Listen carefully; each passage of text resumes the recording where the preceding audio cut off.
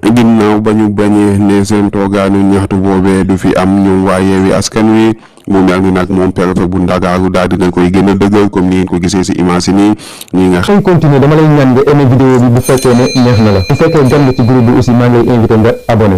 xam ni ñoo di alkaati yi tey ba ñu xëyee ñoom ñëpp daal di wàcc foofee ca place de la nation di wàcc ak patienté ndax dina am ñenn ñu forcé ngir bëgg a amal boobee toogaanu ñaxtu ba tax na ñoom ñi nga xam ni ñoo di alkaati yi tey ba ñu xëyee ñoom ñëpp daal di fay wàcc ak seeni oto daal di takku ba dëgëru toog di xaar moom njiital Pastef bii di Ousmane Sonko si ay kàddu yoo xam ni nag na ko yëkkati ni ki tey di àddu si situation bi nga xam ni moo am si Sénégal ak actualité moom Ousmane Sonko si ab interview bu yaatu boo xam ni nag naa dox si digganteem ak ñi nga xam ni ñoo di waa France 24 ak waa RFI ni ki tey si aljuma ji.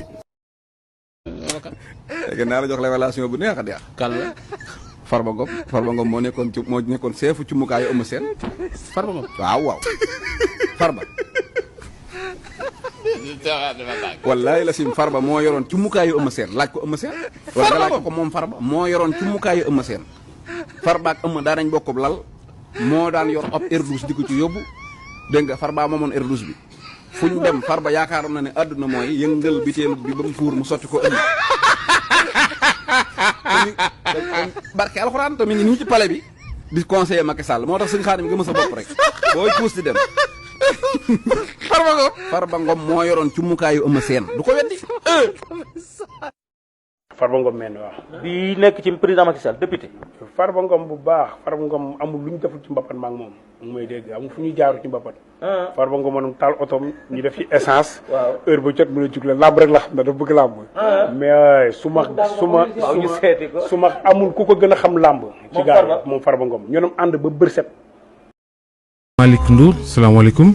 maaleykum salaam Babacar. ministre de la jeunesse de l'emploi ak entrepreneuriat. président conseil départemental Guinguinéo. ñu continuer dama lay ñaan nga aimé vidéo bi bu fekkee ne neex na la bu fekkee gan nga ci groupe bi aussi maa ngi lay invité nga abonné. bokk kon ci parti bi ñu naan APR te Macky Sall jiite ko.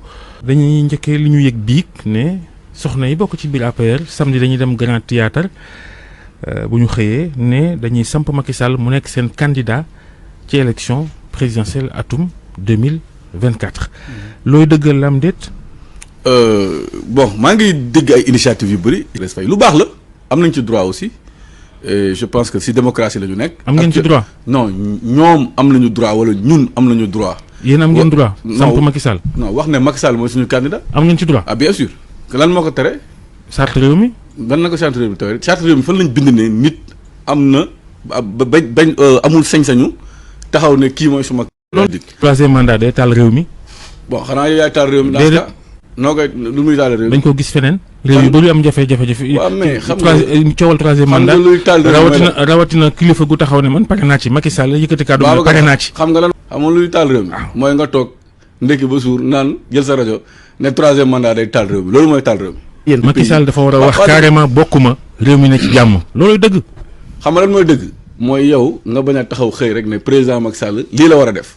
réew mi fii fu ñu ko teg nii pour mu gën a teguwaat su gën a raay mais président Macky Sall moom mooy jàmmi réew mi. waaye Samba 18 millions de Sénégalais Macky rek moo mën a teg ci réew mi jàmm. waaw xam nga loolu.